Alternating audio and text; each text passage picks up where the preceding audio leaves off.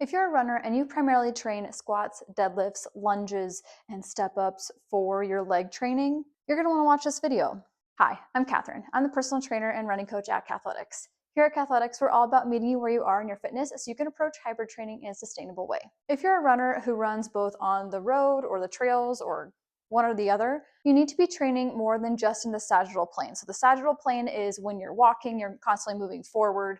Doing squats, you're moving your knees forward, sending the hips back. That's a forward and back motion versus getting into the frontal plane, which will include your lateral movements like your lateral lunges and things like that. We want to make sure that we're getting those lateral movements in because when you are on a trail, or I guess even when you're on a road and you have a curb or you have a change in terrain when you're on the trail, these are important muscles that we need to be working both on the outside of the legs and the inside of the legs. So we want to make sure that we're getting those lateral movements in and we're not just doing our lunges and our deadlifts and things that are only going to be where we're bending at the hips and at the knees. So today we're going to go over 3 different moves that I really like to program for my runners in order to get into those lateral movements. The first one, of course, is a giveaway. We're going to get into some lateral lunges. So yes, we still want to be doing lunges. I don't want us to get the wrong idea that we shouldn't be doing squats. We shouldn't be doing deadlifts. Yes, we need those things, but we also need to be getting into different planes of motion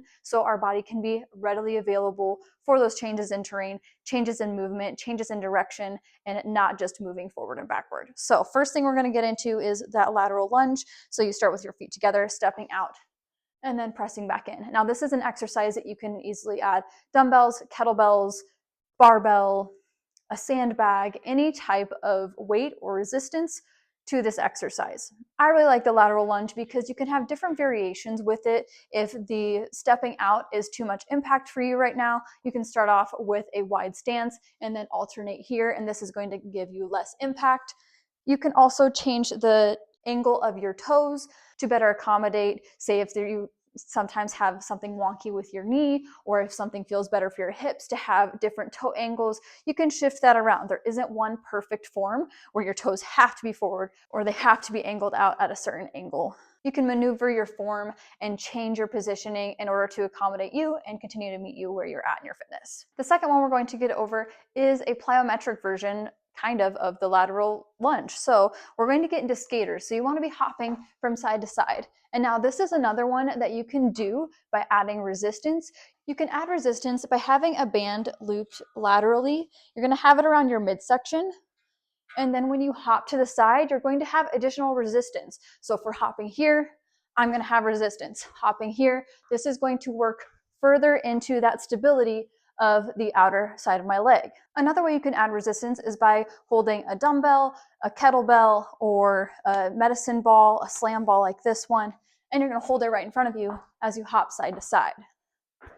This is not only going to help with your hips and pelvis in general, but also working those stabilizers such as your abductors, your abductors here, and then of course going down into the outer leg as well as the inner leg, and even working on the stability factor in your ankles. So all things to consider. The third exercise that I really enjoy is a crossover step up or a curtsy step up, depending on what you prefer to call it. I generally call it a crossover step up, but you're going to be starting on top of the box.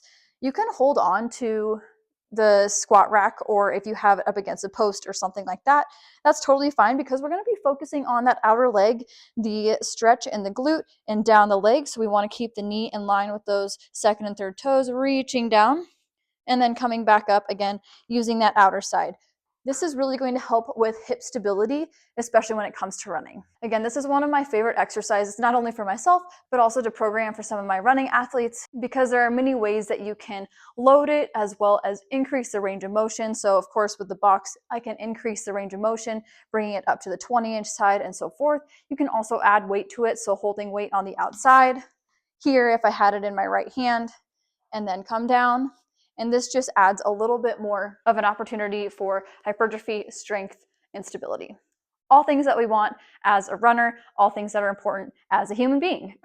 So in general, lateral exercises are really beneficial for the stability factor as well as gaining strength and hypertrophy if that is one of your goals, for running, for life in general, being prepared to change directions quickly, and also to continue to generate speed and power when you are aiming to improve your running overall. As I mentioned earlier, these 3 exercises that I showed you today are common occurrences that I have in my programs, whether it is somebody who's a runner, somebody who's a recreational runner, or somebody who doesn't run at all, because training laterally is important regardless of your goals. But if you're somebody who is looking to take the guesswork out of your training, be sure to click the link in the description below to learn more about our hybrid training programs. If you have any questions, be sure to leave them in the comments down below. Otherwise, be sure to like, subscribe, and then we'll see you in the next one.